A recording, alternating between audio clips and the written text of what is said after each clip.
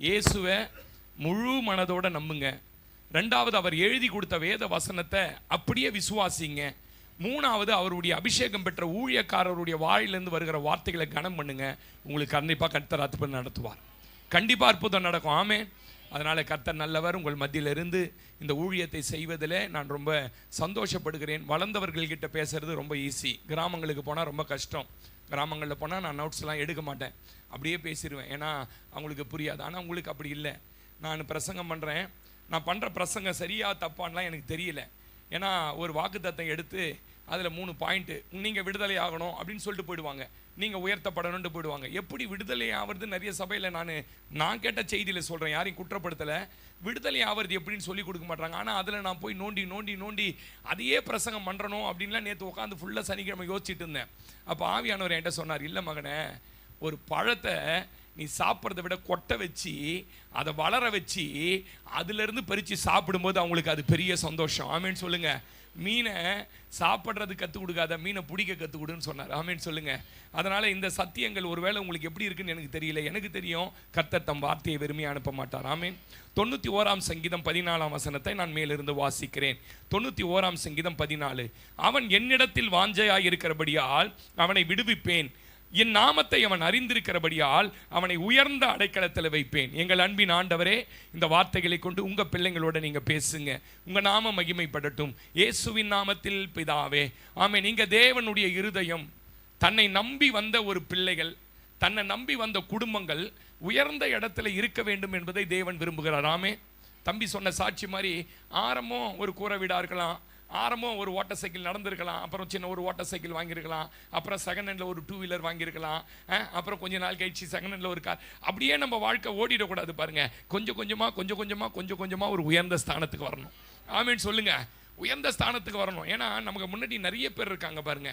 சொந்தக்காரங்க இருக்கிறாங்க, அம்மா கூட பிறந்தவங்க, அப்பா கூட பிறந்தவங்க, நம்மளோட படித்தவர்கள், வளர்ந்தவங்க, ஊர்காரன். இவனுக்கு முன்னாடியெல்லாம் வேத புத்தகத்தை தூக்கி கொண்டு வருகிற நாம ஒருபோதும் அந்த கீழான நிலையில் இருக்கக்கூடாதுன்னு தேவன் விரும்புகிறார். அவர் இருதயத்தின் என்ன ஓட்டங்கள், என் பிள்ளைகள் உயர்ந்த அடைக்கலத்தில். ஆமேன்னு சொல்லுங்களேன். அப்படியே வாழ்ந்து நல்ல மகிமையாக சொந்தக்காரெல்லாம் பார்த்து, ஆமாப்பா இவங்க போன இயேசுநாதர் உண்மையிலே நல்ல கடவுள்ப்பா, இப்படி இருந்த குடும்பத்தை இன்னைக்கு இப்படி ஆக்கிட்டாருப்பான்னு சொல்லிட்டு அப்படியே தாண்டி வரதுக்குள்ள ஒரு 70-80 ஆகிடும். ஆமேன்னு சொல்லுங்க.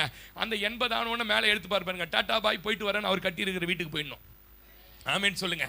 இதுதான் வாழ்க்கை, இதுதான் வாழ்க்கை. இல்லை பாஸ்டர் 30 வருஷம் ஆச்சு பாஸ்டர் அதே இடத்துல நின்னுங்கிறானா, சம்திங் ராங். தேவன் ஒரு மனிதனையும் அப்படியே வைப்பதில்லை. ஆமேன்னு சொல்லுங்க. அதுக்கு தான் இந்த வசனத்தில் பெரிய சத்தியத்தை அடக்கிட்டாரு. முதல்ல உங்களுக்கு என்ன வேணும்னா, ஆண்டவர் மேலே ஒரு வாஞ்சை வேணும், அபிஷேகத்தின் மேலே வாஞ்ச வேணும், ஆலயத்தின் மேலே வாஞ்ச வேணும், நீங்கள் செய்கிற பிஸ்னஸ் மேலே வாஞ்ச வேணும், உங்களுக்கு கர்த்தர் கொடுத்திருக்கிற பிள்ளைகளை அழகாக்கணும்னு வாஞ்ச வேணும். வாஞ்சை இல்லாதவன் சோம்பேறி என்று வேதம் சொல்லுகிறது. சோம்பேறியுடைய வயல் நிலத்தை கடந்து போனேன், அதெல்லாம் இது முள்ளுக்காடாக இருக்கிறது. வாஞ்சை இல்லாத ஒரு ஆளால் டெவலப்பே ஆக முடியாதுங்க. வாஞ்சை இல்லாத மாம்பழத்தை ஃபுல்லாக வாங்கி வச்சாலும் சாப்பிட்ணுன்னு வாஞ்சை வந்தா தானே. ஆமேன்னு சொல்லுங்க. இப்போ நல்லா கவனிங்க. முதல்ல வாஞ்சை வேணும். அந்த வாஞ்சை வந்த உடனே அடுத்து அவனை எந்த பகுதிக்கு கர்த்தர் கொண்டு போகிறார்னா, விடுதலையாக்குகிற பகுதிக்கு கொண்டு போகிறார். இங்கே உட்காந்துருக்கிற எல்லாரும் ஏதோ ஒன்றுத்தில் கட்டி இருக்கிறோம். சாலமோனுக்கே பிரச்சனை சொல்ல நேரம் இல்லை. அப்போ நம்மளை கர்த்தர் என்ன பண்ணுறாரு, அடுத்து விடுதலையாக்குறார். விடுதலை இல்லாமல் உயர்ந்த ஸ்தானத்துக்கும் ஒரு உறுதியான நிலைக்கு வரவே முடியாதுங்க. விடுதலை ஆனாதான் தேவன் கொடுத்த ஆசீர்வாதத்தை கூட அனுபவிக்க முடியும். ஆசீர்வாதம்லாம் வந்துடும்.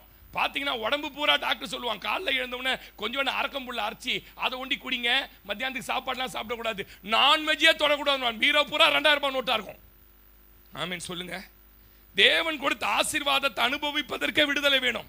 நான் எப்படி சொல்லட்டுங்களா, 107 டிகிரி ஜுரம், உடம்பு பக்கத்தில் கையை வச்சாலே கொதிக்குது உங்களுக்கு.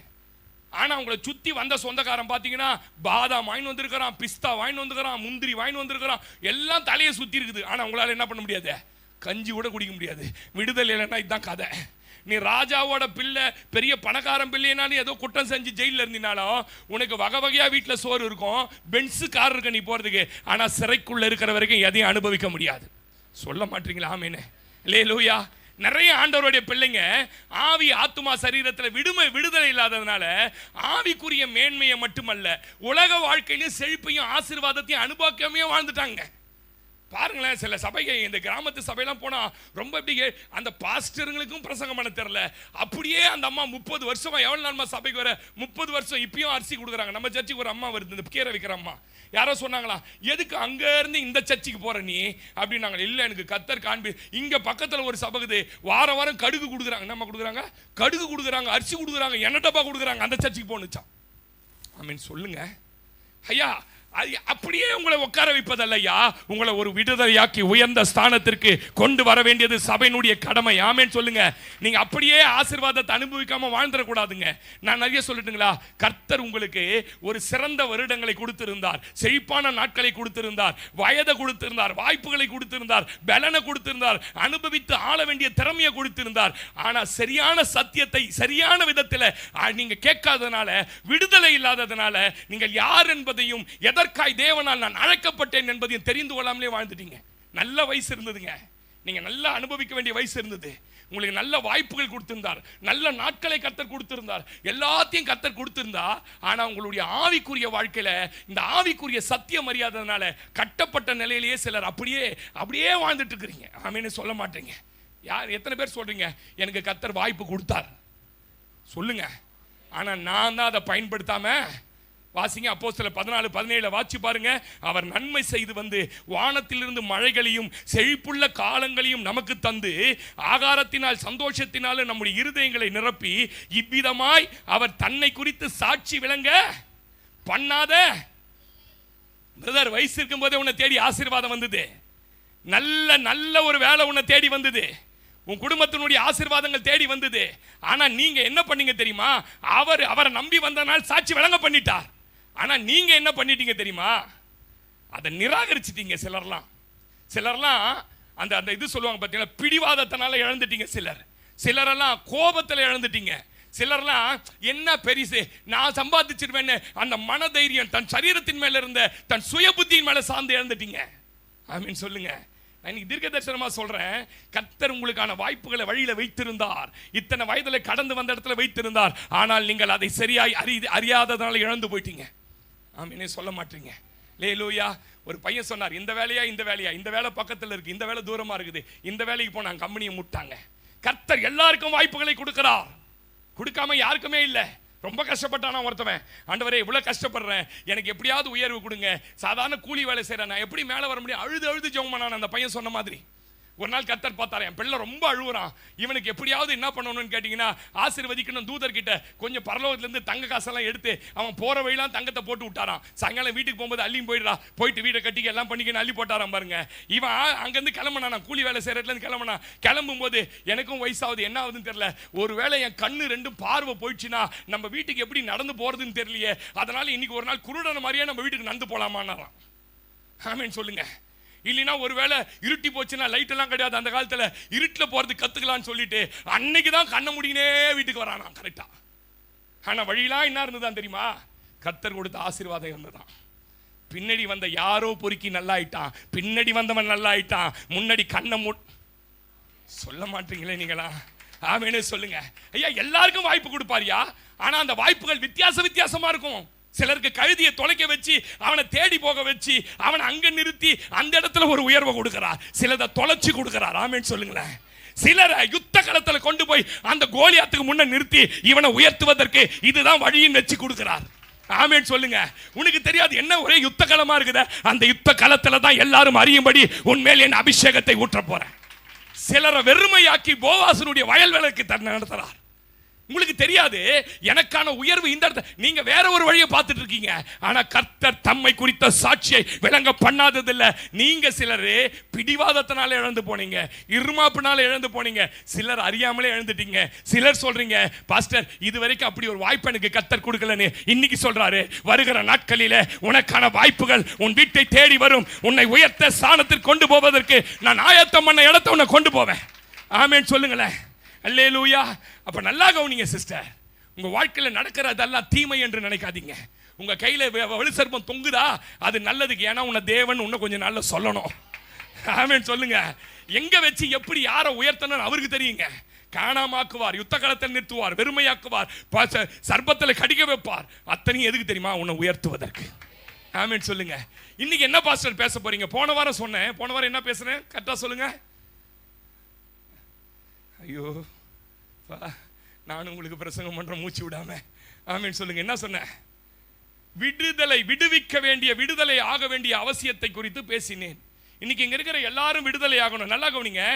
சபையில 3 விதமான கூட்டங்கள் இருக்கிறாங்க. ஒண்ணு, கட்டப்பட்டிருக்கிறோம் என்றே தெரியாத ஒரு கூட்டம். நாங்க கட்டப்பட்டுட்டோம் சத்துருவால. அவங்களுக்கு பாத்தீங்கன்னா உலகத்தினுடைய எல்லாமே ஜாலியா தெரியும், சபை கசப்பா தெரியும். ஆவிக்குரிய காரியம், பைபிள், வேத வாசிப்புலாம் அவங்களுக்கு கசப்பா இருக்கும். கடமைக்கு போய் ஆகணுமே, சாப்பிட்டே ஆகணும்னு சில நேரத்தில் சாப்பிடுவோம், பார்த்துக்கிறீங்களா? அந்த மாதிரி அவங்களுக்கு சத்துரு கட்டிட்டானே தெரியாது. ஜாலியா உலக மோகம், டிவி, சினிமாலாம் போய் ஜாலியா பார்ப்பாங்க. இந்த சினிமா பார்க்கலாமா பார்க்க கூடாதா? ஒரு தம்பி என்ன கேட்டான் பாருங்க.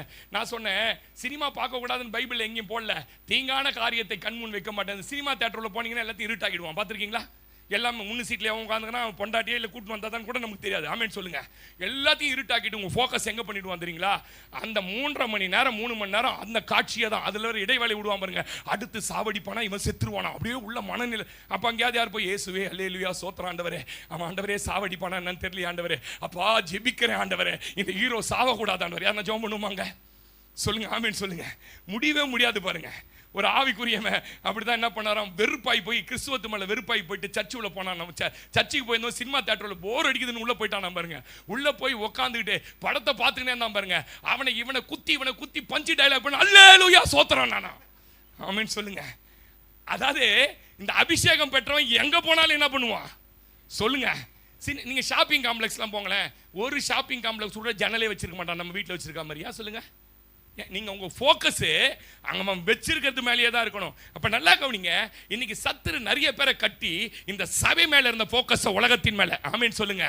அது அவங்களுக்கே தெரியல. ஏன் நமக்கு சபைக்கு போறதுனா பிடிக்கல, ஏன் பைபிள் படிக்கிறதுனா பிடிக்கல, ஏன் நமக்கு பைபிள் எடுத்தாலே தூக்கம் வருது, நமக்கு ஏன் அதனா இவர் பாஸ்டர் பேசினா எரிச்சலா வருதுன்னா அவன் கட்டிட்டான்.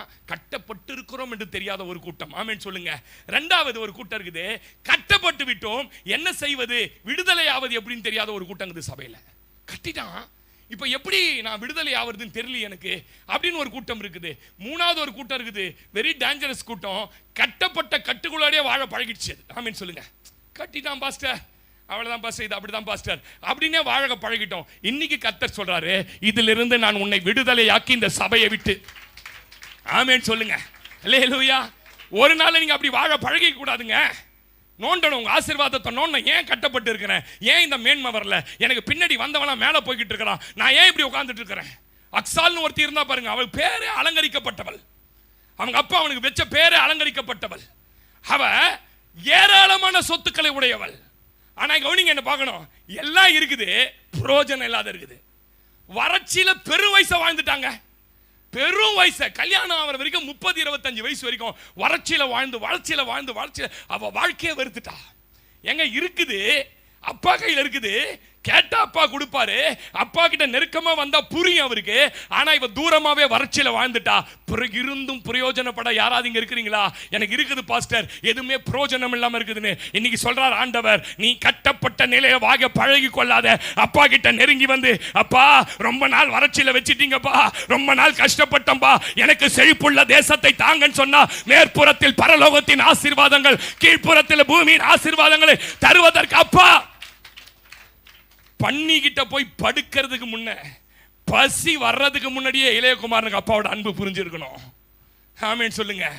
ஏன் வந்துட்டோம், கட்டிட்டோம். ஆமென் சொல்லுங்க. லேலோயா.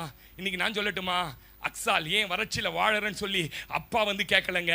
ஏன் பண்ணி பக்கத்துல படுத்திருக்கிறேன்னு சொல்லி கேட்கலங்க. அவர் போற வழியில நீங்க தாங்க இடைப்பட்டு அப்பா என். ஆமென் சொல்லுங்களேன். லேலோயா. நீ வறட்சியில வாழ்வதற்காக அக்சால் அலங்கரிக்கப்பட்ட அபிஷேகத்தை நான் கொடுக்கல.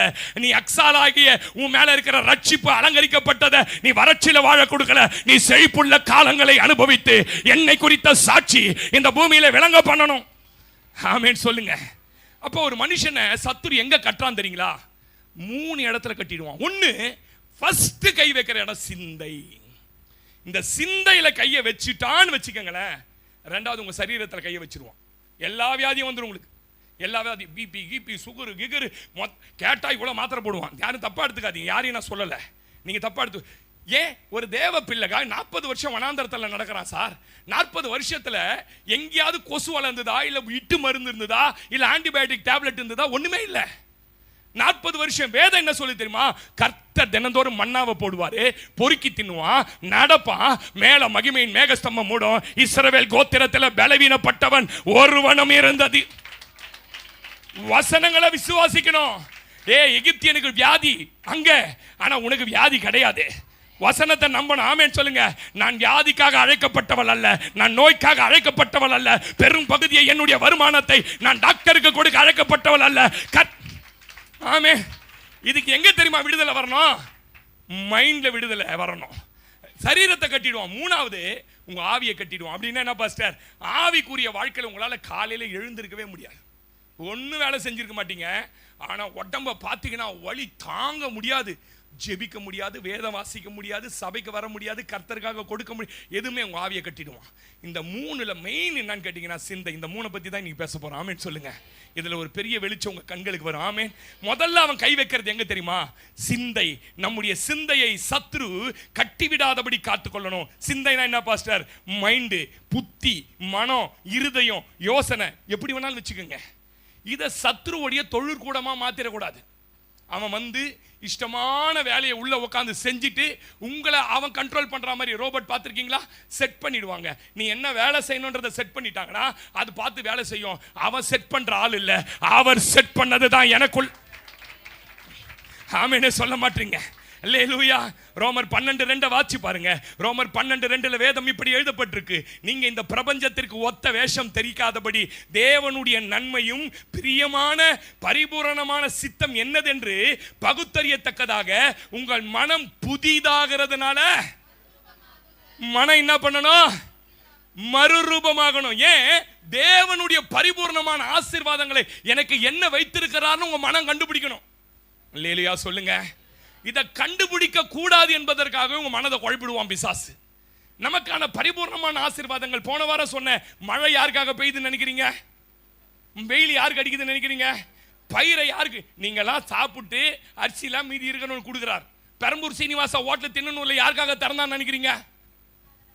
சொல்லுங்க. ரத்தனபவன்ல சாப்பிட்டு சாப்பிட்டு எத்தனை நாள் வெறுத்து போகிறேன் தெரியுமா? ஆமென் சொல்லுங்க.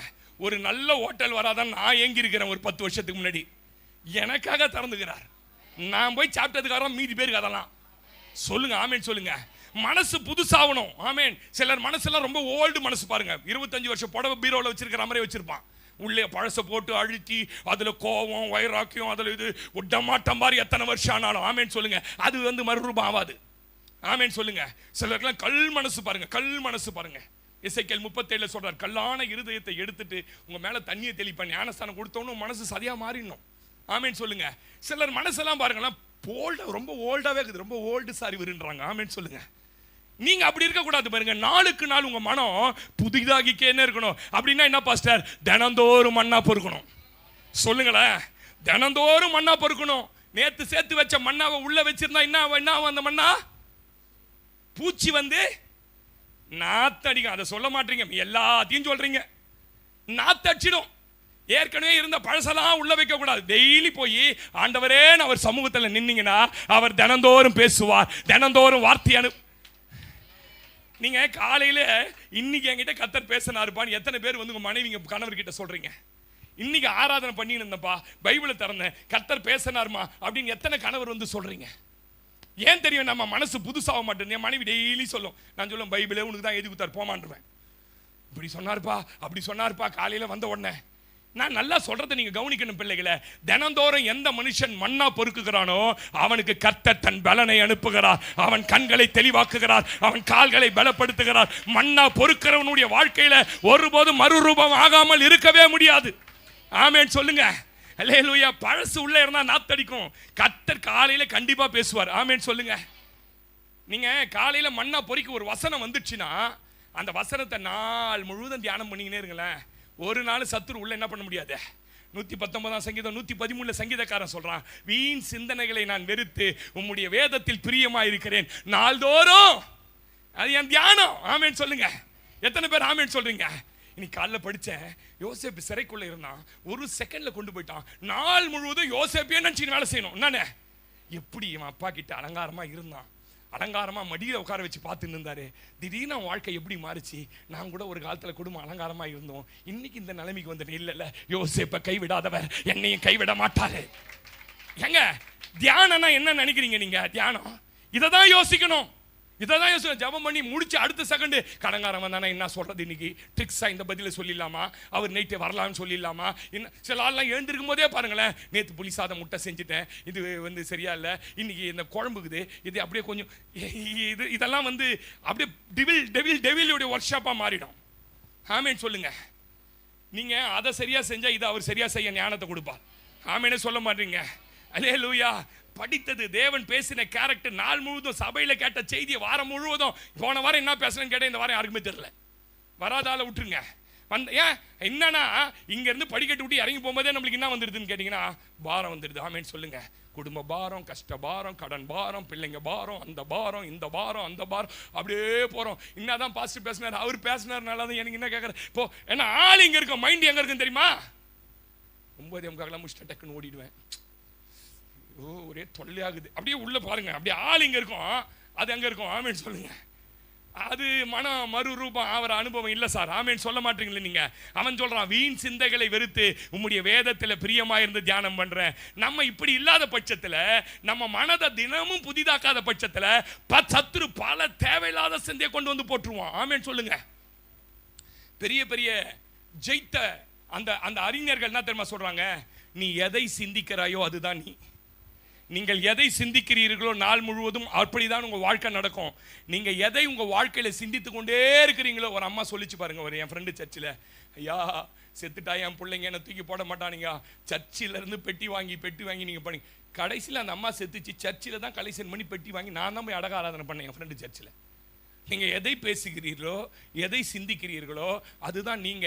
உங்களை அதை பேசி அதை சிந்திக்க வைப்பது தான் சத்துருவோட வேலை. ஆண்டவர் வேலை என்ன தெரியுமா? என் வசனத்தால் உன் இருதயத்தை நிரப்பி உன் மைண்ட். ஆமென் சொல்லுங்க. அல்லேலூயா. 1 பேதுரு 5:8. அதனால தான் பேதுரு எச்சரிக்கிறார், தெளிந்த புத்தி உள்ளவர்களாயிருங்கள், விழித்திருங்கள், ஏனெனில் உங்கள் எதிராளியாகிய பிசாசானவன் கெர்ச்சிக்கிற சிங்கம் போல் எவன.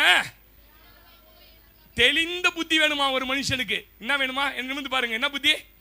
தெளிந்த. என்னெல்லாம் யாரும் குழப்ப முடியாது சார் அப்படின்னு சொல்லிட்டு நிறைய பேர் குழம்பிடுவான். பாத்துக்கிறீங்களா நீங்க? இங்க சொல்றாரு தெளிந்த புத்தி இருக்கணும். மேல் வசனம் தான் சூப்பர். உங்கள் கவலைகள் எல்லாவற்றையும், பாரங்கள் எல்லாவற்றையும் அவர் உங்களை விசாரிக்கிறவரானபடியால் சொல்லிட்டு ஏன் தெளிந்த புத்தின்றார் தெரியுமா உங்களுக்கு? கவனிங்க, என்ன கவனிங்க. உங்களுக்கு முதல்ல பிசாசு உள்ள நுழையிறதுக்கு எல்கேஜி சீட்டு வாங்குற இடம் எதுக்கு தெரியுமா? கவலை. என்னது? இந்த கவலையை கொண்டு வந்து என்ன பண்ணுவான்னு கேட்டீங்கன்னா, இப்படியே இருந்தா எப்படிதான் வாழ்க்கை, இப்படியே போனா எப்படிதான், இந்த ஆளை இனிமே நம்பாத, நீ பாட்டு நீ பொழைக்கிற வழியை பாரு அப்படின்னு ஒரு கவலை எட்டு வந்து போடுவான். இது படிக்கவே மாட்டேன், இவங்க அப்பன மாதிரியே ஆயிடுமா, இவங்க அப்பன மாதிரியே ஊத, அந்த கவலை எட்டாந்து உள்ள போடுவோம். ஆமேன்னு சொல்லுங்க. சாவர வரைக்கும் வாடகை விடுதானா, இப்படியே செத்துருவோமா, செத்த ஹவுஸ் ஓனர் பணத்தை இங்க வைக்கலான்னு இல்லை எடுத்து போயிடுன்னு சொல்லுவாங்களா, இப்படியே கவலை. இப்படியே ஷீட்டு போட்ட வீட்லயே வெயில் காலம் வந்து அப்படியே சுடு செத்துருவானா. ஆமேன்னு சொல்லுங்க. இப்படி கவலை எடுத்தாந்து உள்ள போடுவான் பாருங்க. இவர் சொல்ற தெளிந்த புத்தி ஆயிரு. கர்த்தர் உனக்கு ஒரு மேன்மையான வாழ்க்கையை வைத்திருக்கிறார், உயர்ந்த வாழ்க்கையை வைத்திருக்கிறார். இந்த கவலைன்றது எல்கேஜி மாதிரி பாருங்க. உள்ள சேர்க்கறது தெரியாது, ஆயிலாம் தெரியாது, ஒன்றும் தெரியாது எல்கேஜியில். கொஞ்சம் கொஞ்சமா வளர்ந்து வளர்ந்து வளர்ந்து +2 முடிச்சு காலேஜ் போய் PhD முடிக்கிற உள்ள சில ஆள்லாம் பாருங்க, எவ்வளவு வசனம் கேட்டாலும் பானு உட்காந்துங்க பாருங்க. பார்த்துவீங்களா சபையில? பாடிநல்லூர் ஒரு சபை இது, மூப்பரம் பொண்டாட்டி இருக்கும், போன மாதிரியா உட்காந்து இருக்கோம். நான் போய் பிரசங்கம் பண்ணுங்க பாருங்க. சத்தியமா நான் போய் சொல்ல, சாட்சி இங்க இருக்கிறாங்க. ஆவில நரம்பி நான் எப்படி பேசுவேன் தெரியல உங்களுக்கு? எல்லாம் கை தட்டுவாங்க. அதுல முடிஞ்சு போச்சு. ஆமேன்னு சொல்லுங்க. அல்லேலூயா. ஆமீனா. கர்த்தர் நாம மகிமைப்படட்டும். கவனிங்க, நீங்க எல்கேஜில சேரும் போதே எப்பா இவனை வெளில தெத்து. ஆமேன்னு சொல்லுங்க. அல்லேலூயா. இவன் எனக்குள்ள வளரக்கூடாது, எனக்குள்ள வளர வேண்டியது விசுவாசம், எனக்குள்ள வளர வேண்டியது தேவ வார்த்தை, எனக்குள்ள வளர வேண்டியது நம்பிக்கை, எனக்குள்ள வர வேண்டிய வாக்கு தத்தங்கள். ஆமேனே சொல்ல மாட்டீங்களே? அல்லேலூயா. இதெல்லாம் கொண்டு வந்து போட்டுருவான். பாருங்க, நம்ம மைண்ட் குப்பை தொட்டி மாதிரி நம்ம மாத்திரக்கூடாது சிஸ்டர். இங்க போய் பாருங்க, அந்த குப்பை தொட்டில போய் பாருங்களேன். ஒருத்தன் மட்டன் வெட்டினதை போடுறான், ஒருத்தன் மீன் ஆஞ்சதை போடுறான், ஒருத்தன் எறாத்தோலை போடுறான், சின்ன பிள்ளைங்க கக்கா போனதை போடுறான். ஆமேன். ரோட்ல வரவெல்லாம் போட்டு போவான். இப்படியா இருக்கிற, இன்னும் இந்த வேலை தான் செய்யறியா, இன்னும் இதை தான் பண்றியா, அப்படியே அதனால காலைல சந்தோஷமா புஷ்ஷுன்னு ஆகிடுவாங்க. பார்த்துருக்கீங்களா நீங்க? ரோட்ல போறவன் வந்து சொல்லுவான், வீட்டுல வந்து சொல்லுவான், ஏசு ஏசுன்னு சொல்றீங்க, ஏசு உனக்கு என்ன செஞ்சிட்டாருன்னு சொல்லுவான். ஆமேன் சொல்லுங்க. வேலைக்கு போனா வேலையில சொல்லுவான். நம்ம மைண்டு குப்பை மாதிரி வரவன் போறவனா இன்னும் சொல்லு, போடு போடு மண்டவுல போடு மண்டவுல போடு. ஆமேன் சொல்லுங்க. அது என்ன தெரியுமா சார்? அது பூட்டப்பட்டிருக்கிற ஒரு இரும்பு கதவு. அதன் சாவி உங்க கையில கர்த்தர் கொடுத்திருக்கிறார். எதை உள்ள வைக்கணும், எதை உள்ள வைக்க கூடாது என்பதை நீங்கள் முடிவு செய்யணும். ஆமேன் சொல்லுங்க. ஒரு நாள் மாறும்பா, என் கார்ல உன்னை ஏத்திமா அப்படி சொன்ன, இப்படியேவா இருக்கிறேன்னா இன்னும் 5 வருஷத்துல பார் இதே ரோட்ல கார்ல போவேன், உன்னை ஏத்தி போய் லிப்ட் கொடுப்பேன், ரஜினி மாதிரி சொல்லணும். லேலூயா. சார் கார் கொடுங்க சார், கூப்பிட்டாதீங்க, கால் சீட்டில் போடா நடந்துனாங்களா. ரஜினி சொன்னாரா, இதே ஏவிஎம் ஸ்டுடியோ. ஏங்க ஒரு நடிகனுக்குள்ள இருக்கக்கூடிய வைராக்கியம் ஒரு தேவ பிள்ளைக்கு வரணையா? ஆமேனே சொல்ல மாட்டீங்க. அது பூட்டப்பட்ட கதவு மாதிரி வரவும் வரவெல்லாம் குப்பியை போட்டுருவான். சில ஆள்லாம் பார்த்துக்கிறீங்களா, நல்லா சர்ச்சை விட்டு போவான் பொண்டாட்டி கூட சேர்ந்து, எவனோ ஒரு சொந்தக்காரன் பத்திரிக்கை எடுத்து வந்து வைப்பான், வீடே சாவுடாயிடும். பார்த்துக்கிறீங்களா நீங்க? அப்படியே என்ன சமைக்கிட்டுங்க, சாம சாவு ஒன்று மன உருறி. ஆமாம், ஏன்னா ரெடியாக குப்பை தொட்டி திறந்து என்னதே போடு மாமா போடு, மண்டியை திறந்து வச்சுக்கிறேன். ஆமேன்னு சொல்லுங்க. அவங்ககிட்ட நீங்க ஏழ்மையில் இருக்கிற மாதிரி கஷ்டத்தில் இருக்கிற மாதிரி காட்டவே கூடாது. அதுக்கு நான் அடிக்கடி சொல்லுவேன் பாருங்க, சொந்தக்காரன் வந்தானா முந்திரி, வறுத்த முந்திரி, பிஸ்தா பருப்பு, இதெல்லாம் ஒரு 100 கிராம் வாங்க, மொத்தமே 300 ரூபா தான் ஆகும். வாங்கியாந்து வச்சு ஹார்லிக்ஸ் 5 ரூபாய் ஹார்லிக்ஸ் பாட்டில் ஒன்று வாங்கியாந்து அவனுக்கு போட்டு பத்திரிக்கை வைத்தவனு கொடுக்கணும். அவன் சாப்பிட்ற முந்திரி எப்பயுமே ஸ்நாக்ஸ் தான் மாமா சாப்பிடுவோம் நாங்கள். ஆமேன்னு சொல்லு. பசங்க கொட்டி வச்சுக்குதுங்க அங்க, அது அவன் போயிடுவான். ஆமேன்னு சொல்லுங்க. காப்பி போட்டா காப்பி போட்டா காப்பி போட்டா குடுக்கிட்டா குடுக்க, அது பாலே இல்லை பொழுது வீட்டில். ஆமேன்னு சொல்லுங்க. சொல்ல மாட்டீங்க. நான் சொல்றது காமெடிக்கு சொல்ல, எல்லாரும் போடுற குப்பையை வாங்குற குப்பை தொட்டி இல்லை சார் நம்ம மனசு. ஆமேனே சொல்ல மாட்டீங்களே. அதனால தான் 2 கொரிந்தியர் 11ஆம் அதிகாரம் 3ஆம் வசனத்தில், ஆகிலும் சர்ப்பமானது தன்னுடைய தந்திரத்தினால ஏவாளை வஞ்சித்தது போல உங்கள் மனதும் கிறிஸ்துவை பற்றிய உண்மையிலிருந்து விலகும்படி கெடுக்கப்படுமோ என்று நான் என்ன பண்ணியிருக்கிறேன். ஏவாளை பாருங்க வஞ்சித்துட்டான் போட்டிருக்கு பைபிள்ல. கொரிந்து சபைக்கு அந்த ஊழியக்காரன் கதறான், ஐயோ ஏ சபையே, நீ கெடுக்கப்பட்டு போயிடக்கூடாது, உனக்கான தோட்டம் ஆசீர்வாதம் மொத்தம் உன்னோடது தான், இதை நீ அனுபவிக்க கூடாது என்பதற்காக உன் மனசை கெடுக்க ஒருத்தன் வருவான். அந்த சபைக்கு ஏன் தெரியுமா கதறான் அந்த பவுலே? சபை அவ்வளோ வளர்த்துட்டான், சபை வரம் பெற்றதா மாறிடுச்சு, சபையில் உள்ள விசுவாசிகள்லாம் தேர்னவங்களா மாறிட்டாங்க, பெண்கள்லாம் பிரசங்கம் பண்றாங்க இந்த சபையில. இந்த அளவுக்கு சபையை வளர்த்த உடனே இப்ப சபைக்குள்ள ஒரு எல்கேஜியில் சாத்த மாதிரி குப்பையை எடுத்தாந்து போட்டு என்ன பண்றான், கெடுக்கிறான் சபையை. இல்லை நீங்க இப்படியே தான் வாழ போறீங்க, உங்களெல்லாம் உயர மாட்டீங்கன்னு போட்ட உடனே பவுல் சொல்றாரு, ஏவாளுடைய மனம் வஞ்சிக்கப்பட்டது போல் உங்க மனம் என்ன பண்ணிடக்கூடாது. ஒரே கேள்வி தாங்க, ஒரே கேள்வி கேட்டாங்க, தேவன் சொன்னது உண்டோ, அவ்வளவுதான், வேற ஒண்ணுமே கேட்கல. தேவன் உடனே யோசிக்கிறா, உள்ள யோசிக்கிறா, போட்டான் எல்கேஜி ஸ்டூடெண்ட் உள்ள போட்டான், யோசிக்கிறா, தேவன் சொன்னது உண்டோ. பாருங்க, அவன் ஒரு சிந்தையை போட்டுட்டானா அடுத்து இங்க இருந்து லண்டனுக்கு அவனால நடத்த முடியும் தெரியுமா உங்களுக்கு? இங்க இருக்கிற குடியாத்துல இருக்கிற பெரியமா வீட்டுக்கு உங்களை நடத்த முடியும். நீ உட்காந்துக்கிறது தென்னூர்ல. அவன் போட்ட அடுத்த செகண்டு பெரியமா தான்ப்பா வச்சுட்டு இருக்கோம் அப்படின்னு பெரியமா வீடு எங்க இருக்குதே சொல்ற ஆழம் புரியணும். நீ அந்த தோட்டத்துக்கு நடுவுல வச்சாராம், 2ஆம் அதிகாரத்துல நடுவுல வச்சாராம். இவன் இருக்கிறது தென் திசை, அந்த தோட்டத்துக்கு நடுவுல போறதுக்கே 3 நாள் ஆகும். நீங்க நினைக்கிற தோட்டம் நம்ம வீட்டில் வச்சிருக்க பாருங்க, சும்மா ஒதுக்கி வச்சு 2 செம்பருத்தி செடி, அந்த தோட்டம் நினைச்சிட போறீங்க. அமேசான் காட்டு உள்ள இது வரைக்கும் யாரும் பூர்ணமா உள்ள போய் சுத்தந்தில்லை. அவ்வளவு பெரிய காடுனா ஆண்டவர் உண்டாக்கின காடு. கேட்ட அடுத்த செகண்டு மொத்த மரத்தையும் விலக்கி விலக்கி விலக்கி அவன் மைண்டு எங்க போய் நிக்குதுன்னு கேட்டீங்கன்னா, அந்த நன்மை தீமை அறியத்தக்க விருட்சத்தை, சத்துருவோட ஒரு பெரிய வல்லமை, ஒரு சிந்தையை போட்டா எங்கேயோ இருக்கிறத கொண்டாந்து மண்டவுல ஏற்றிடுவான். நான் சொல்றேன் உங்களுக்கு புரிஞ்சுதான் ஆமென் சொல்லுங்க. அல்லேலூயா. பெரியமா பத்திரிக்கை வச்சுட்டு போய் 3.5 மாசம் ஆச்சு. அது வந்து போனதில் தான் ஒரே போராட்டம்னா, பெரியமா வீடா தெரிது, குடியாத்தில் இருக்கிற பெரியமா, பேரணாம்பட்டில் இருக்கிற பெரியமாவா தெரிது. மைண்டில் ஒரு விஷயத்தை ஏற்றுறதுக்கு நீங்கள் இடமே கொடுக்கக்கூடாது. அதுதான் சொல்கிறாரு, ஏவாளை எப்படி தெரியுமா வந்துட்டான், ஒரே கேள்வி கேட்டு வந்துட்டான், தேவன் சொன்னது உண்டோன்னு உள்ளே வந்துட்டான் பிசாசு. தேவ சபையை நல்லா கவனிங்க. நீங்கள் சில நேரத்தில் ஏதேனுக்குள்ளே தான் இருப்பீங்க, ஆனால் ஏதேனுக்குள்ளே இருந்தாலும் உங்கள் சிந்தை ஏதேனை விட்டு வெளியே இருக்கும். தேவன் எது வேணான்னு சொன்னாரோ அதை நோக்கி உங்கள் சிந்தை இருக்கும். அது கொஞ்சம் கொஞ்சமாக என்ன தெரியும் பண்ணும், ஏதேனில் தான் இருப்பீங்க, ஏதேனை விட்டு உங்களை மறைச்சிரும். தேவனோட உறவாடுறதை மறைச்சிரும். சொல்ற ஆழம் உங்களுக்கு புரியணும். ஒருபோதும் அவன் சத்தத்துக்கு நீங்கள் செவிகளை சாய்க்க கூடாது. ஆமென் சொல்லுங்க. அன்னைக்கு ஒரு சர்பம் சார், இன்னைக்கு சர்ப ஆவி கொண்ட நம்ம சுத்தி இருக்கிறான். கல்யாணத்துக்கு போனா கேள்வி கேட்கறான், சர்ச்சுக்கு போனியா நல்லா ஆயிடுச்சா, வீடை கட்டியா, குழந்தை ஒன்றும் பிறக்கல உனக்கு, அது பிறக்கல. போகும்போது நல்லா தான் சிங்காரிச்சு நம்ம பொண்ணு போகுது, வரும்போது ரத்த கண்ணீர் மாதிரி அழுதுனே வருது வீட்டுக்கு. ஏன்னா அங்க ஒரு சர்பத்தின் ஆவியை கொண்டவன். அதுக்கு தான் நான் சொல்லுவேன், சொந்தக்காரன் கல்யாணம் போனா அசிங்கப்படுவேன் தெரிஞ்சீங்கன்னா ராத்திரி 10 மணிக்கு தான் கல்யாணத்துக்கு போனோம். ஆமேன்னு சொல்லுங்க. எத்தனை மணிக்கு போனோம்? சித்தி லேட் ஆயிடுச்சு, சித்தி அவர் வர லேட் ஆயிடுச்சு, ஏன்னா எல்லாம் போயிட்டு இருப்பான் தின்னுட்டு. ஆமேன்னு சொல்லுங்க. நம்ம வரலனாலும் கோச்சிப்பான். நேராக போய் கவரை கொடுத்துட்டு போட்டோ எடுத்து கம்முன்னு வந்துடணும். எல்லாம் நோண்டி நோண்டி கேட்பான், அம்பிகா வந்துதான், அம்பிகா வந்து, அம்பிகா 9:45 வந்தது. ஆமே நம்ம என்ன பண்றதுன்னு கேட்டீங்கன்னா 5:30 சன்சில்க் ஷாம்பு போட்டு கூந்தலை கலக்கிட்டு ஆமீன் சொல்லுங்க. 6 மணிக்கெல்லாம் மண்டபம் வாசல்ல நம்ம தான், அவன் திறக்கிறதுக்கு முன்னாடி சித்தி பொண்ணு கல்யாணம். ஆமீன் சொல்லுங்க. அவன் என்ன பண்றான், வந்து எங்க சித்தி பொண்ணு, நீ ஒரு கையில ஒரு தாம்பூலத்தை வச்சுக்கோ, இயேசுவே சோத்தன, ரத்தம் ஜெயம், ரத்தம் ஜெயம், ஆண்டவரே என்ன மன்னிச்சிருங்க, இதை பிடிக்க. இதுல வேற ஏன் நீ 6:30 போனதுனால தான் நோன்றான் உன்னை சொல்லுங்க. ஒரு 9:45 போங்க. நான் சொல்றது, நம்ம சத்துருக்கள் நிறைய வர கல்யாணம் நம்மளை ரொம்ப அவமானப்படுத்துறான் பாருங்க. ரொம்ப நம்ம பார்க்கும்போதே பிச்சைக்கார மாதிரி பார்ப்பான். அப்படி பார்ப்பான் பாருங்க. மாமா பையன் எப்படி பார்ப்பான், எப்படி பார்ப்பான் தருவேன், அப்படி பார்ப்பான். ஒரு காலத்தில் அவன் கார் பக்கத்தில் நீ இப்படி டங்குன்னு திறக்கிறான். ஆமேன்னு சொல்லுங்க. அவனை சொல்லிட்டு அவன் மச்சான் காருன்னு.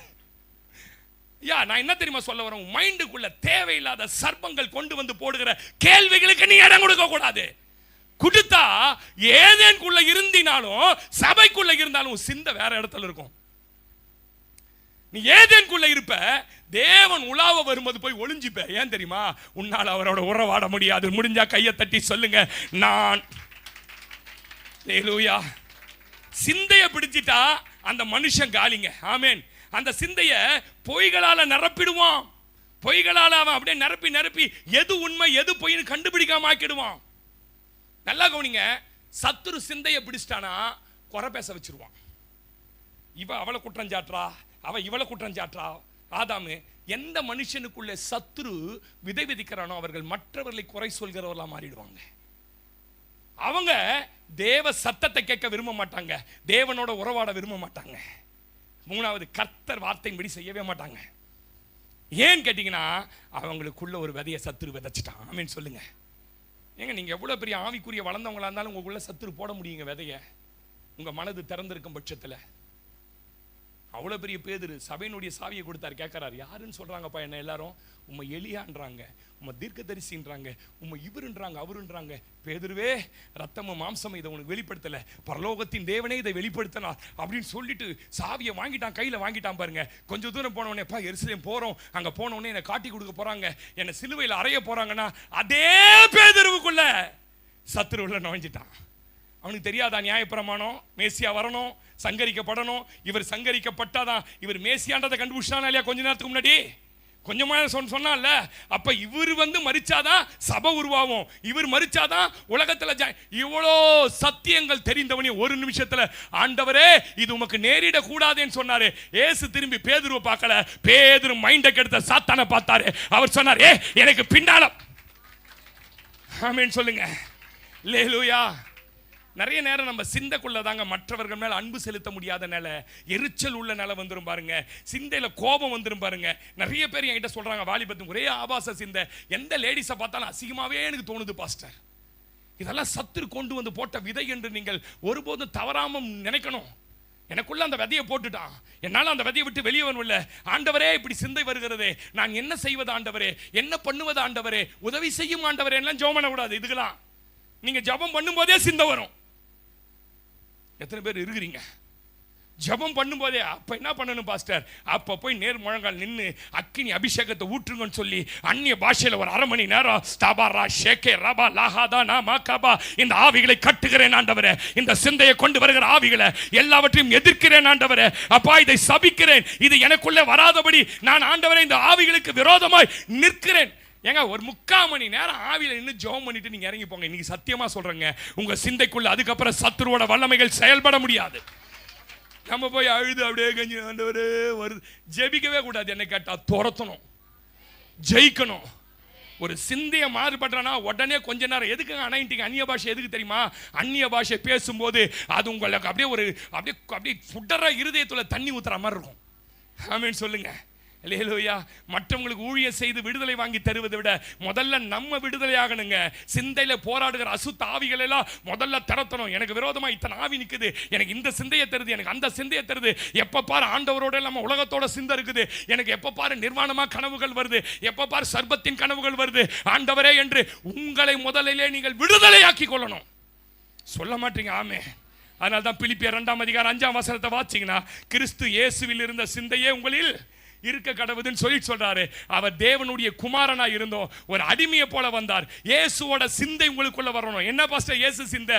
மன்னிப்பு அவருடைய சிந்தை, அன்பு அவருடைய சிந்தை, தாழ்மை அவருடைய சிந்தை, கருணை அவருடைய சிந்தை, சகிக்கிறது அவருடைய சிந்தை, விட்டு கொடுக்கிறது அவருடைய சிந்தை, தியாகம். ஆமென்.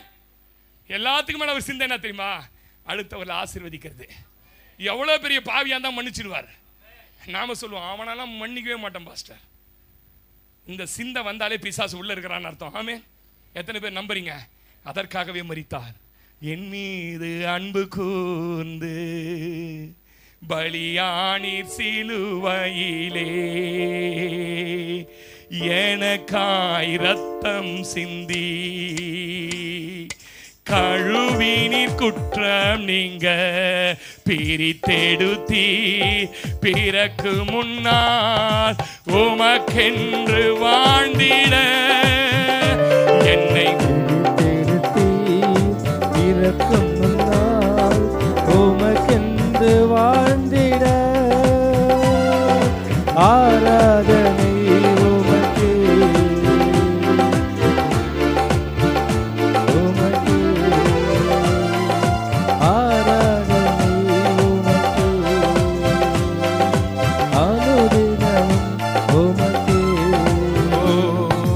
பிதாவான என் தேவனே, தகப்பனே என் தந்தையே.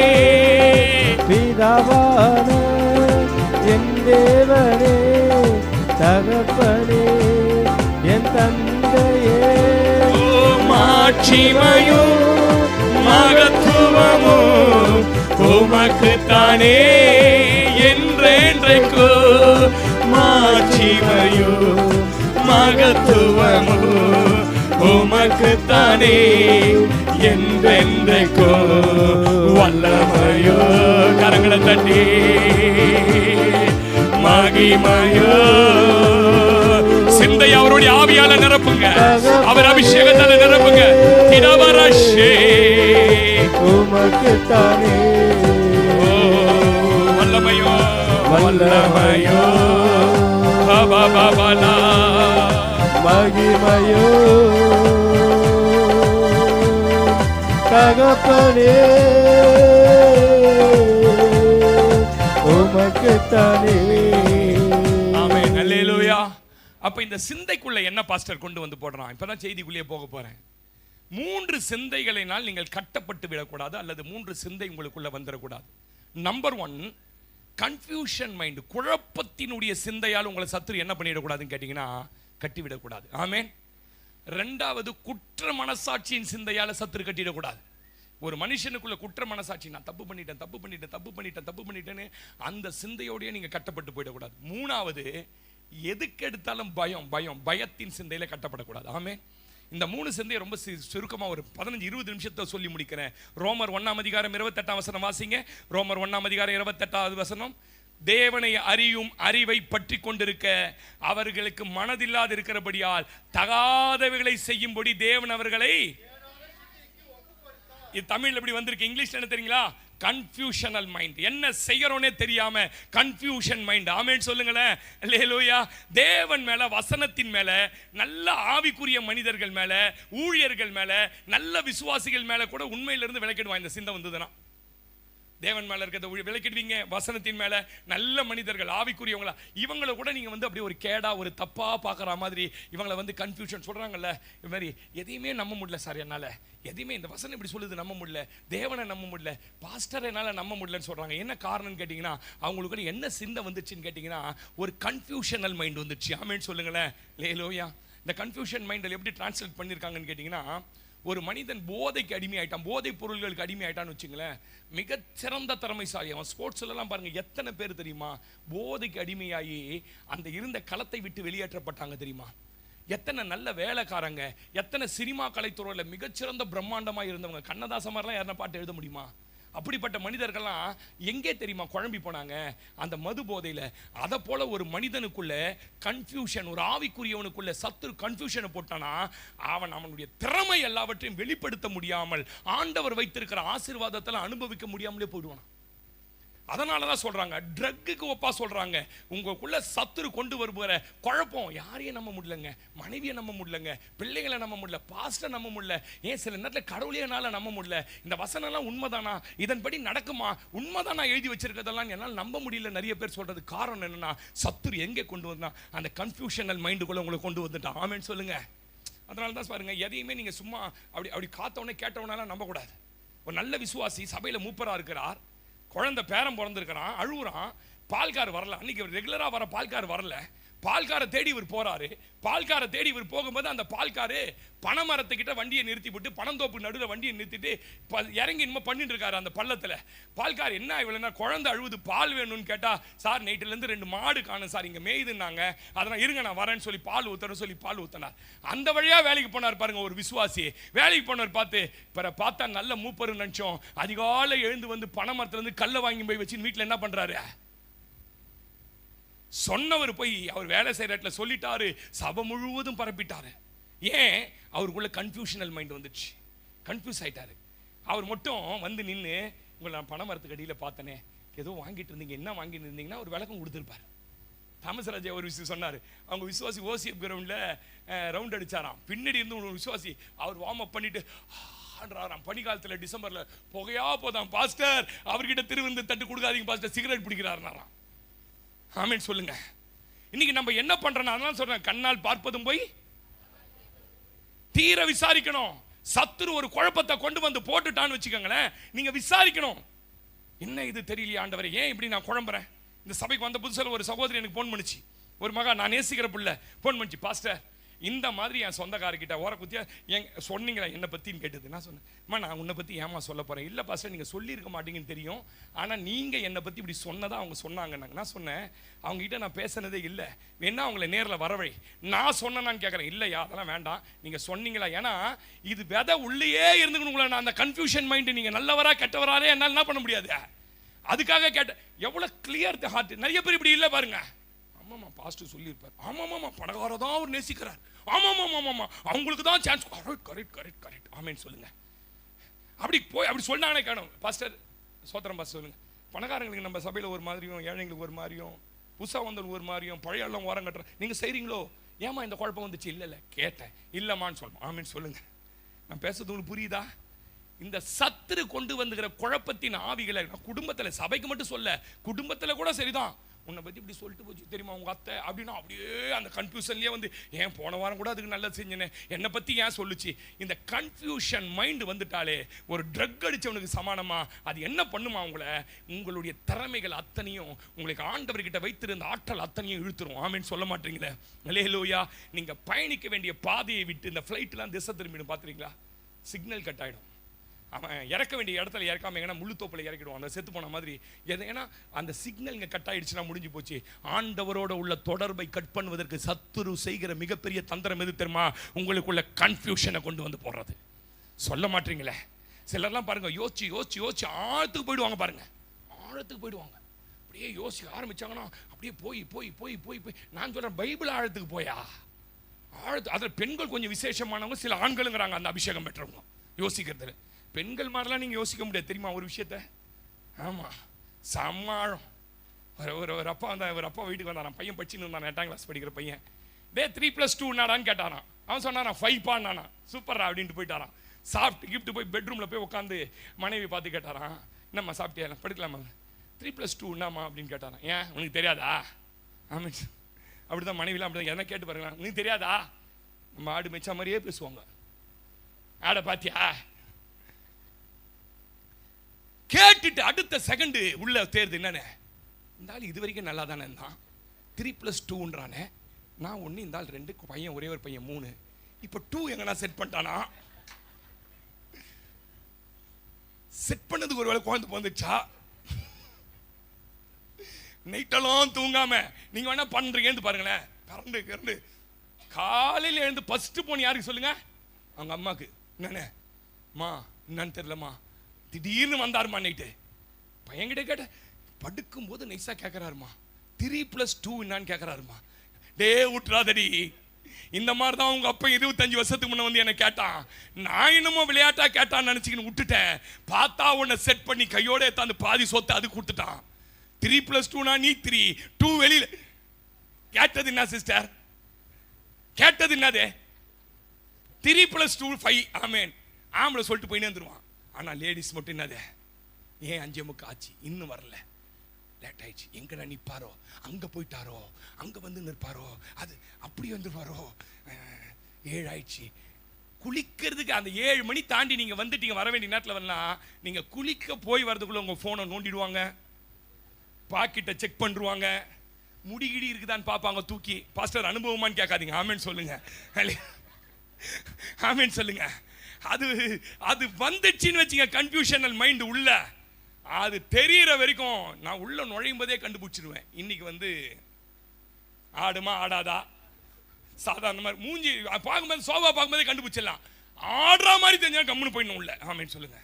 கம்முன்னு போயிட்டு எந்த கேள்வி கேட்டாலும் நீ என்ன பண்ணக்கூடாது, செஞ்சிடலாமா, பண்ணிடலாமா, கண்ணிடலாமா, இப்படியே தலையாட்டின. ஏன் நீ சொன்னு வச்சுக்கா அன்னைக்கு பேய் ஓடுற உனக்கு. ஆமேன்னு சொல்லுங்க. ஏன்னா உள்ள பூரா என்ன பண்ணிட்டான், காசெல்லாம் எடுத்து போய் தங்கச்சி விட்டு கொடுத்துட்டு வந்துட்டாரு. அவங்க அம்மாவை பார்த்துட்டு வந்தார் இன்னைக்கு, அதனால தான் லேட்டு. இன்னைக்கு துட்டு வந்தது இல்லை. அந்த ஆள் பாவம் வரும்போது டிராஃபிக்கில் மாட்டிக்கிட்டு வருவான். இவங்களாவே உள்ள ஃபிக்ஸ் பண்ணி கதை, திரைக்கதை, ரசனா, டி ராஜேந்தர், இவங்களே பாடல், இவங்களே தாளம், இவங்களே மேளம். இருக்கிறீங்களா இல்லையா, போயிட்டீங்களா? ஆமேன்னு சொல்லுங்க. இந்த கன்ஃபியூஷனல் மைண்ட் வந்த குடும்பம் பாருங்களேன். எப்ப பாரு சண்டை, எப்ப பாரு சண்டை, எப்ப பாரு சண்டை. சொல்ல மாட்டீங்க நீங்க. ஆமே. ரோமர் 1:21-22 ரொம்ப ஆழத்துக்கு போயிடாதீங்க, யோசிச்சு. ரோமர் 1:21-22 வாசிங்க. அவர்கள் தேவனை அறிந்தும் அவர்களை தேவன் என்று மகிமைப்படுத்தாமலும் சோத்தரியாமலும் ஜெபிக்க வேண்டிய நேரத்தில், பாட்டு பாட வேண்டிய நேரத்தில், குடும்ப ஜெபம் நடத்த வேண்டிய நேரத்தில், தேவனை ஸ்தோத்திரம் பண்ண வேண்டிய நேரத்தில் தேவனை ஸ்தோத்திரம் பண்ணாம சிந்தையிலே வீணர் ஆயிடுவான். மனைவி பாடுன்னு குடும்ப பாட்டு பாடின்னு இருக்கும், என் பாடுன்னு சோத்து பார்த்துன்னு இருப்பான். பார்த்துறீங்களா? எங்க என்னங்கப்பா 3 தட்டு தட்டுவான், 4வது தட்டு பாருங்க.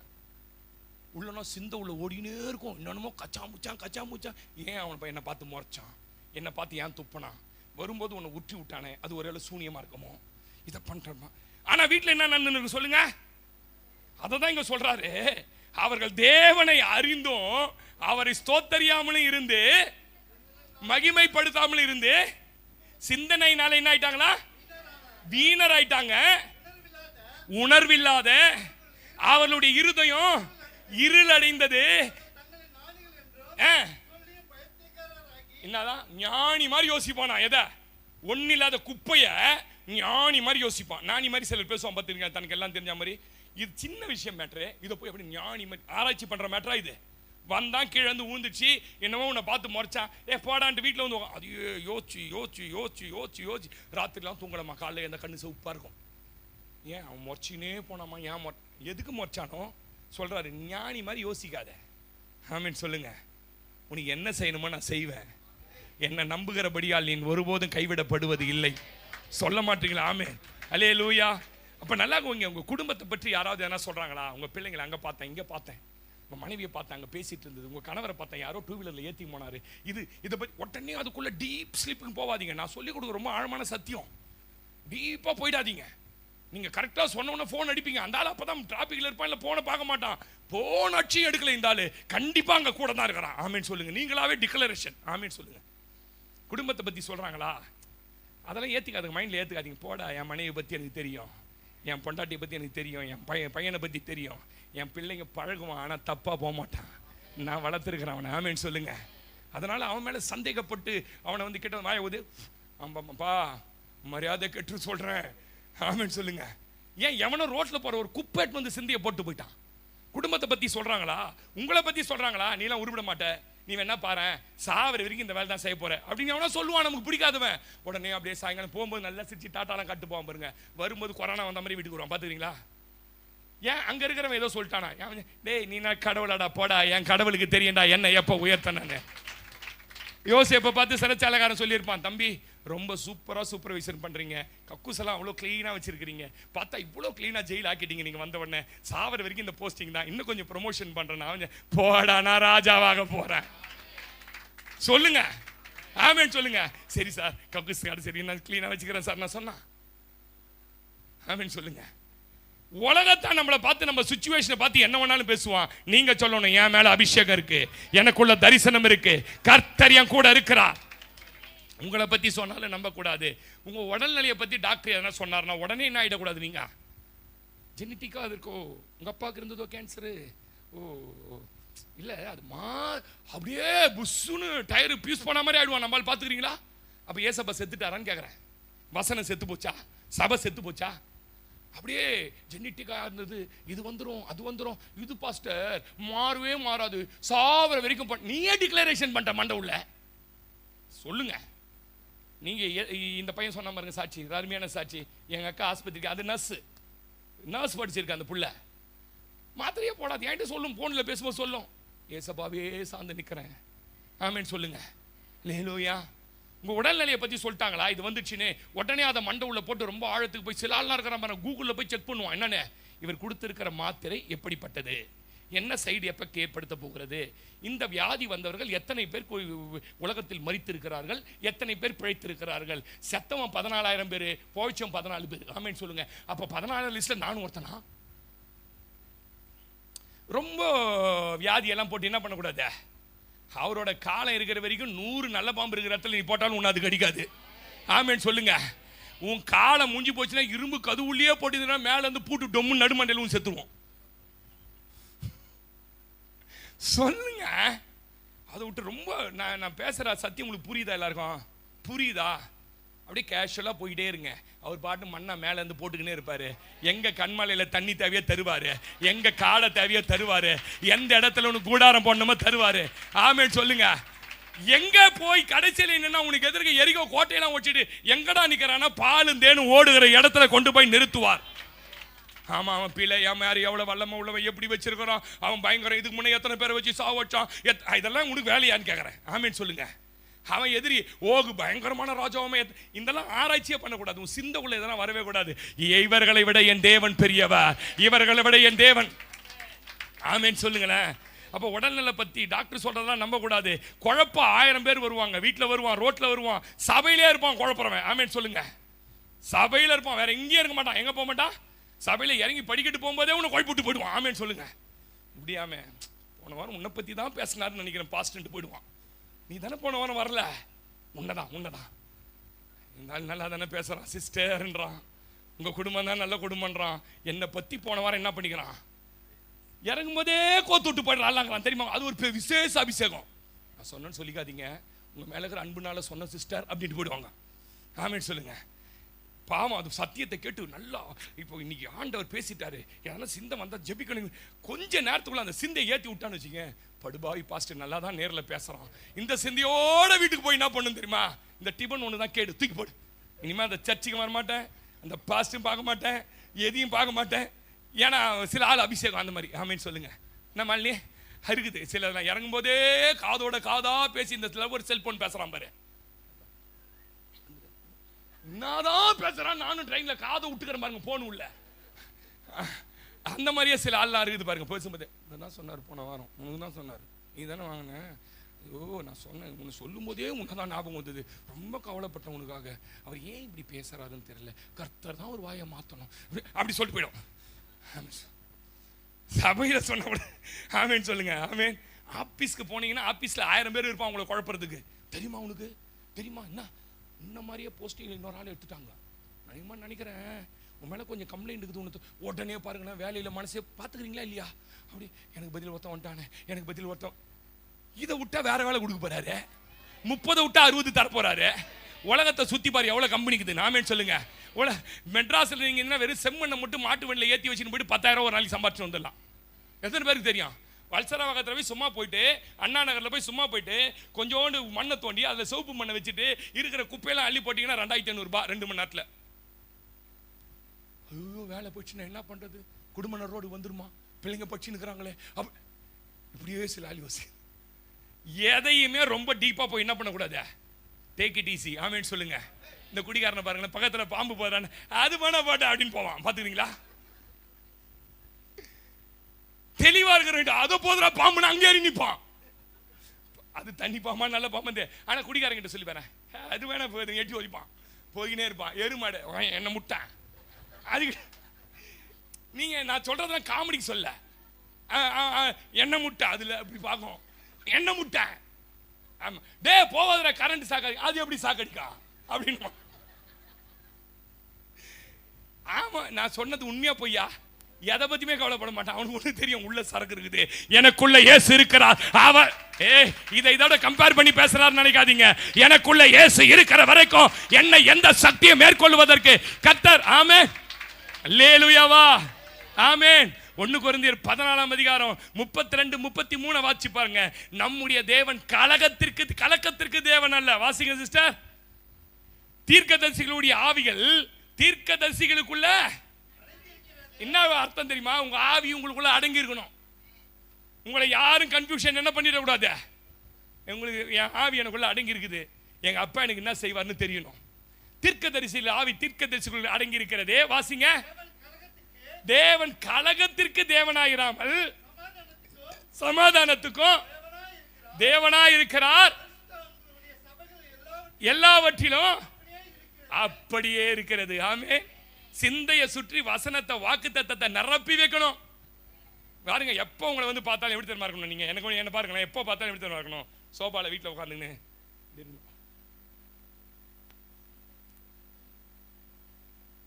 சொல்லிடுறா பொட்டிக்கு மத்தியானம் போயிடும் போல இருக்குதுன்னு பாஸ்டர் சொல்லக்கூடாது. ஃபாதரை பார்க்க போனோம் பாருங்க, ஃபாதர் எக்மோர் ஆஃபீஸில் ஃபாதரை பார்க்க போனோம் பாருங்க. அப்படியே போன உடனே பிராங்க்லின் பாஸ்டர் நானும் எல்லாம் போனோம். உள்ளே போனோம். பிராங்க்லின்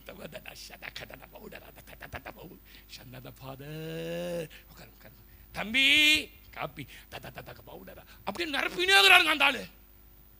2 வார்த்தை டேட்டு கொடுப்போம். எப்படி இருக்குது? ஏன் அந்த ஆள் வந்து நின்னாலும் அப்படியே குளோரியஸ் சர்ச்சில் நிரம்புது. ஏன் அவர் வந்தாருன்னா ஜனங்களாம் அழுகுறாங்க. ஒண்ணுமே சொல்லுங்க, நேசிப்பாராக அப்பா உயிரோடு இருக்கிறாருன்னா ஜனங்க ஓன்னு அழுவுது. ஏன் சொல்லுங்க, ஏன் சொல்லுங்க. நம்ம 1.5 மணி நேரம் பேசினா கூட ஒன்னும் அழுவ மாட்டுது. ஆமென் சொல்லுங்க. அவர் வந்து அப்பா மரியாதைக்கு இறங்கினீரே, மார்த்தாலை நேசிரேன்னா அப்படியே ஜனங்க அழுவுது. உன்னை நேசிக்க யாரும் இல்லைன்னு நினைக்காத மகளே, ஏசப்பா இருக்கிறாருன்னா அழுவுது. கேமரா காட்டுறான். ஆமென் சொல்லுங்க. 2 வார்த்தை பேசினாருங்க, கொடுத்துருமா நிரம்பினே இருக்கிறாரு. நீங்க எதுல தெரியுமா நிரம்பி வைக்கணும்? கவலைகளால குப்பைகளால் அல்ல, ஏதோ ஒரு குழப்பத்தால் அல்ல, தேவ வார்த்தைகளால, வசனத்தால, விசுவாசத்தால. ஆமெனே சொல்ல மாட்டீங்க. அல்லேலூயா. ஏன் ரோமர் 8:6 சொல்லுது, மாம்சத்தின்படி சிந்திக்க ஆரம்பிச்சிட்டீங்கன்னா உங்களுடைய ஆவிக்குரிய வாழ்க்கை மரணிச்சு போயிடும். நான் முடிக்க போறேன். 2 பாயிண்ட் அடுத்த வாரம் பேசுறேன். மாம்சத்தின்படி நீங்க சிந்திச்சீங்கன்னா உங்க ஆவிக்குரிய வாழ்க்கை மரணிக்க வச்சிரும். ஆமென் சொல்லுங்க. எப்பயுமே ஒரு ஆவிக்குரிய பாருங்க, ஒரு பயங்கரமான பிரச்சனை உங்க குடும்பத்தில் நடக்குது அப்படின்னா அது ஆவிக்குரிய ரீதியாக தான் சிந்திக்கணும். சாதாரண விஷயம் நினச்சிட்டிங்களா? ஊர் அறிய என்கேஜ்மெண்ட் பண்ணிட்டாங்க, ஊருக்கே சாப்பாடு போட்டாங்க. யோசேப்புக்கு மரியாளுடைய என்கேஜ்மெண்ட் எல்லாம் ஆயிடுச்சு. கல்யாணம் வரப்போகுதுங்க. அதுக்கு முன்னாடி, கல்யாணத்துக்கு 3 நாளுக்கு முன்னாடி அவன் கர்ப்பவதி ஆகிட்டான்னு யோசேப்புக்கு செய்தி வருதுங்க. எப்படி இருந்துன்னு நினைக்கிறீங்க? அவன் சிந்தை எப்படி இருந்திருக்குன்னு நினைக்கிறீங்க? லவ் பண்ணானா, ஒரு டிக்ஷனரியில் போட்டிருக்கான். அந்த பொண்ணை கல்யாணம் பண்ணுறதுக்கு அவ்வளோ ஆவலாக இருந்தானா. இப்போ அவள் கர்ப்பவதி ஆகிட்டா பாருங்க.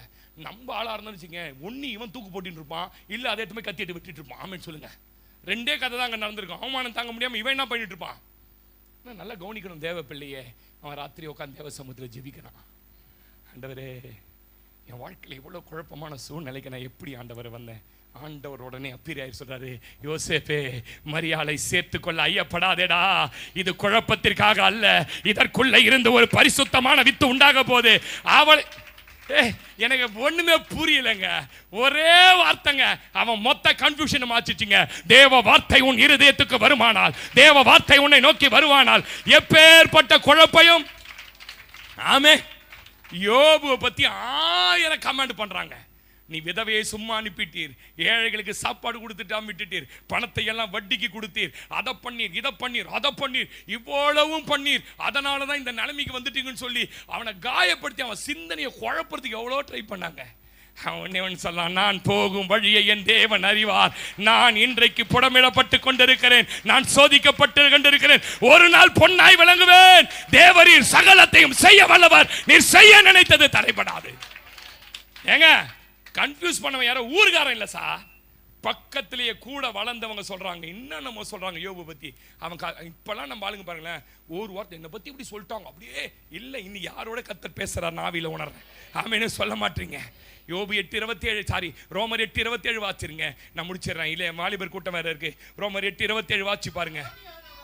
ஆவியானவர் தேவனுடைய சித்தத்தின் படியே பரிசுத்தவான்களுக்காக வேண்டுதல் செய்கிறபடியால் இருதயங்களை ஆராய்ந்து பார்க்கிறவர் ஆவியின் சிந்தை என்னதென்று அறிந்திருக்கிறார். ஆமென் சொல்லுங்க. நமக்கே தெரியும் நம்ம சிந்திப்பது தெளிவா இல்ல குழப்பமா, ஆவிக்குரியதை சிந்திக்கிறோமா மாம்சத்துக்குரிய சிந்திக்கிறோமா. ஆமென். நான் அப்படி சொல்லட்டுமா, இந்த சபையில் இருக்க விசுவாசியை ஒருத்தர் கூட குழப்ப முடியாது, ஒரு சத்துரு கூட கன்ஃபியூஸ் பண்ண முடியாது, ஒரு மனிதர் கூட கன்ஃபியூஸ் பண்ண முடியாது. ஏனென்றால் உங்களுக்குள்ள இருக்கிற ஆவியானவர் தெளிவான ஆவியின் சிந்தையை உங்களுக்கு. ஆமென் சொல்லுங்க. எத்தனை பேர் நம்புறீங்க? கண்களை மூடலாமா? ரெண்டாவது, அடுத்த வாரம் என்ன பேச போறோம் தெரியுமா? உங்களுக்குள்ள குற்ற மனசாட்சி ரொம்ப ஆழாது, குற்ற மனசாட்சியின் சிந்தை வந்துடக்கூடாது. எத்தனை பேர் ஆமென் சொல்றீங்க?